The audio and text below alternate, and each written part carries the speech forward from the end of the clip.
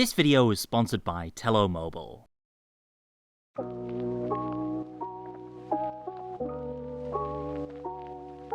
So everyone's losing their minds right now about the new iPhone SE. With it, Apple once again has a true mid-range iPhone that isn't just an older model at a lower price. Well, kind of. And already some folks are predicting doom and gloom for Google's upcoming Pixel 4a, which is rumoured to be breaking cover in the next few weeks at the same $400 price point. But I'm here to tell you that you really shouldn't listen to that pessimism. So here are the top 5 reasons why you want to wait on the Pixel 4a rather than jumping on that new iPhone SE right away. Let's take a closer look. The 2020 iPhone SE might be new on the inside, but the exterior design is a relic of mid-2010s smartphone design, with acres of forehead and chin surrounding that 4.7-inch panel. It looks like an iPhone, sure, but an iPhone from 2 or 3 years ago. It's safe to say that only Apple could get away with a design like this right now being met with anything close to praise.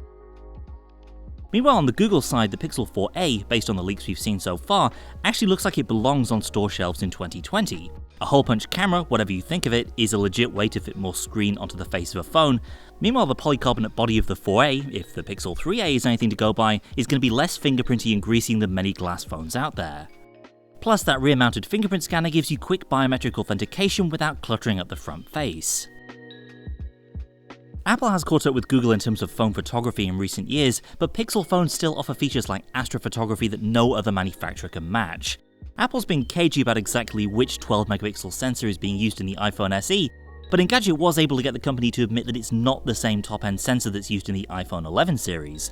And of course we don't know exactly what part will be used in the Pixel 4a, but we do know that Google's HDR+ processing, night sight mode, and portrait mode work exceptionally well even on mid-range hardware. The magic is in the software, so the actual nuts and bolts don't matter all that much. Now, we'll reserve final judgment until we can get both devices in the same room, but it seems pretty obvious to me the Pixel 4a should at least be able to match the iPhone SE in computational photography.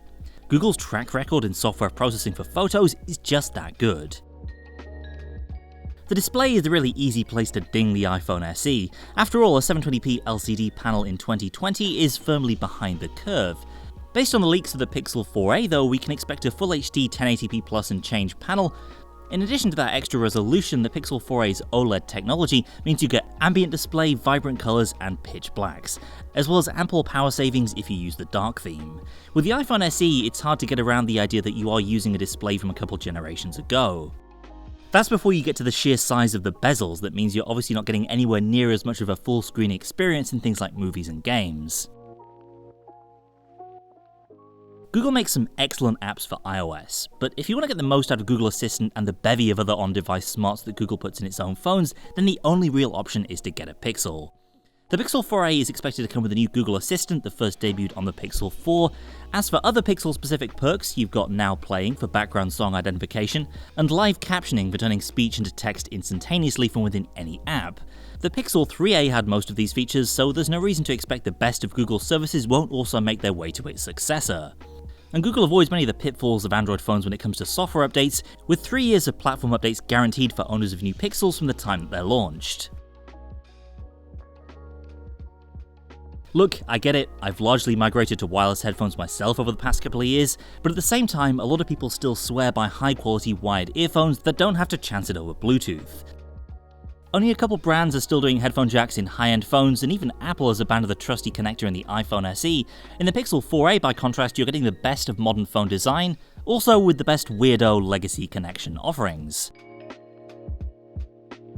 Before we wrap up, a word from this video's sponsor, Tello. Are you ready to lower your phone bill for yourself, your spouse, or your teen? With Tello, the average phone bill falls under $20 a month. Plus, you can change your phone plan at any time with no fees whatsoever.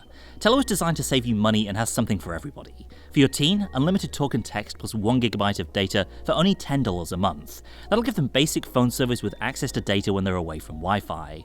For the average American, unlimited talk and text plus 4GB of data for only $19 a month to fully enjoy their phone without paying for what they don't use.